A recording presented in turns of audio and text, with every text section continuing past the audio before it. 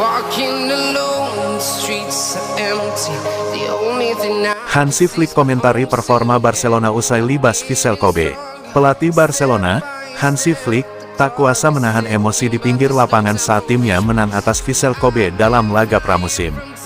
Menurut Diario AS, pelatih kepala Hansi Flick memberikan pandangannya tentang pertandingan tersebut, dan ia juga menyinggung beberapa individu.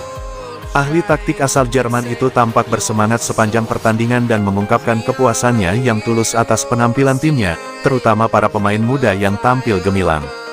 Pertandingan yang sangat bagus. Kami bermain sangat baik di 30 menit pertama, tetapi di 15 menit terakhir babak pertama, kami kehilangan kendali.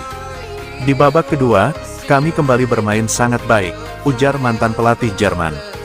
Flick menegaskan bahwa klub sangat fokus untuk mengintegrasikan para pemain mudanya ke dalam tim utama. Kami memiliki banyak pemain dari La Masia, Joffrey dan Rowe bermain sangat baik, begitu pula dalam latihan, ujarnya. Ia juga menjelaskan bahwa staf pelatih berupaya memberikan kesempatan yang sama kepada semua pemain selama tur.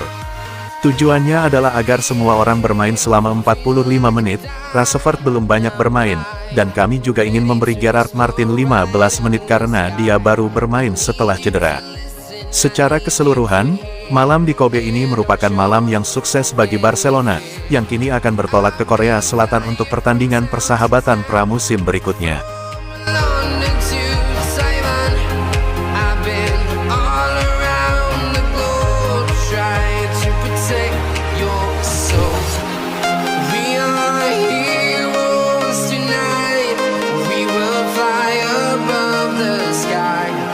We are heroes tonight. Barcelona desak Spotify bayar lebih mahal untuk perpanjangan kontrak. Barcelona terus berupaya mengatasi masalah keuangan yang telah lama membelit klub, termasuk dengan menjual pemain dan menjalin kerja sama sponsor baru. Salah satu langkah strategis berikutnya adalah menegosiasikan ulang kontrak sponsorship dengan Spotify. Seperti yang dilaporkan oleh Mundo Deportivo, Blaugrana ingin mendapatkan kesepakatan yang lebih menguntungkan dari Spotify, sebagaimana mereka lakukan dengan Nike tahun lalu. Platform streaming musik asal Swedia itu telah menjadi sponsor utama tim pria dan wanita Barcelona sejak 2022. Namun, kontrak kerjasama saat ini akan berakhir pada musim panas tahun depan.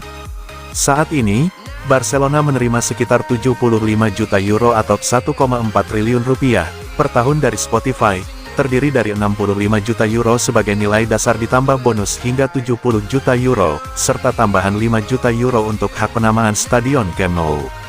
Namun, manajemen klub percaya bahwa nilai sponsorship seragam seharusnya naik hampir 2 kali lipat, yakni mencapai 120 juta euro atau 2,3 triliun rupiah per tahun. Keyakinan ini didasari pada meningkatnya daya tarik global tim, terutama berkat kehadiran pemain muda berbakat seperti Lamine Yamal, Pedri, dan Rafinha, serta bintang tim wanita seperti Aitana Bonmati dan Alexia Putellas. Negosiasi dengan Spotify diperkirakan akan berlangsung dalam beberapa bulan ke depan. Meski Barcelona yakin nilai pasar mereka telah meningkat secara signifikan, posisi tawar mereka saat ini masih kurang menguntungkan dalam upaya mencapai kesepakatan baru. I've been flying from town to town, from London to Taiwan. I've been all around the globe trying to protect your soul. We are heroes tonight. We will fly above the sky. Kapten baru Barcelona akan dipilih, ini pendekatan baru Hansi Flick. Barcelona sedang mempersiapkan proses pemilihan kapten tim untuk musim 2025/26 dengan pendekatan yang sedikit berbeda. Menurut laporan dari Sport, pemilihan akan dilakukan sebelum La Liga bergulir pertengahan Agustus mendatang, tetapi atmosfer baru akan terasa dalam prosesnya. Seperti tradisi yang telah berlangsung, pemilihan akan tetap menggunakan sistem voting internal, di mana para pemain di ruang ganti memilih siapa yang layak mengenakan ban kapten. Namun, pelatih anyar Hansi Flick disebut ingin menambahkan sentuhannya dalam prosedur tersebut. Kendati tak sepenuhnya mengubah sistem, Flick diyakini akan memberi bobot lebih besar terhadap aspek profesionalisme dan etos kerja dalam menentukan siapa saja yang layak memimpin tim. Artinya, popularitas semata tak lagi cukup untuk mempertahankan jabatan kapten.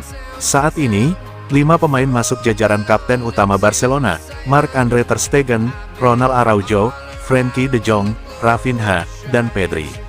Namun, komposisi itu berpotensi berubah, terutama setelah muncul sinyal bahwa masa depan ter Stegen sebagai sosok tak tergantikan mulai goyah. Hansi Flick kabarnya telah menyampaikan langsung kepada penjaga gawang asal Jerman itu bahwa statusnya tak tersentuh. Joan Garcia, yang baru bergabung dari Espanyol, bahkan diproyeksikan menjadi kiper utama musim depan.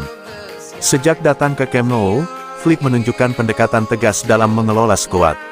Satu di antara langkah awal yang ia ambil adalah menata ulang sistem kerja di balik layar agar lebih profesional dan terorganisasi. Dalam konteks pemilihan kapten, pelatih asal Jerman itu juga ingin menekankan bahwa kepemimpinan di Barcelona harus dibangun lewat dedikasi, bukan sekadar senioritas atau hasil pemungutan suara semata.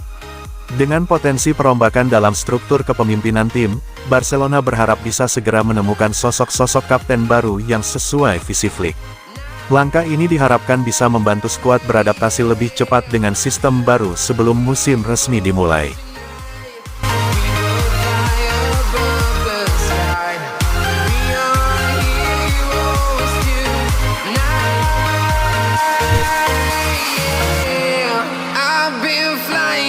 Town to town, from London to Taiwan, I've been all around the globe. Barcelona sepakat perpanjang kontrak Jules Koundé hingga 2030.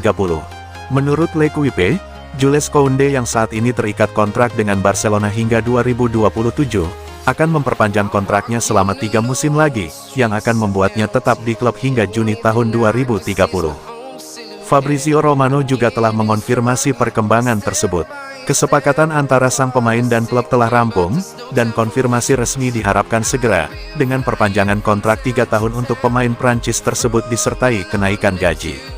Ketertarikan dari klub-klub lain, terutama di Liga Primer, juga cukup besar. Manchester City telah memantau situasi tersebut dengan cermat.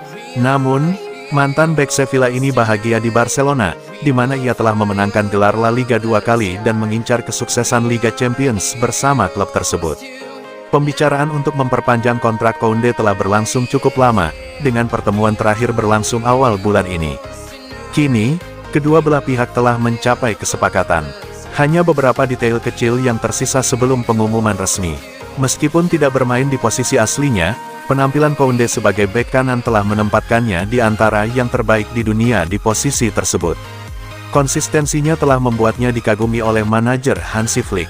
Meskipun ia belum menyerah untuk kembali ke posisi bek tengah, posisi di mana ia merasa potensinya paling optimal, Koundé menyadari bahwa ia masih memiliki banyak tahun yang cerah di bek kanan, di mana ia menjalin kerja sama yang solid dengan Lamine Yamal. You to listen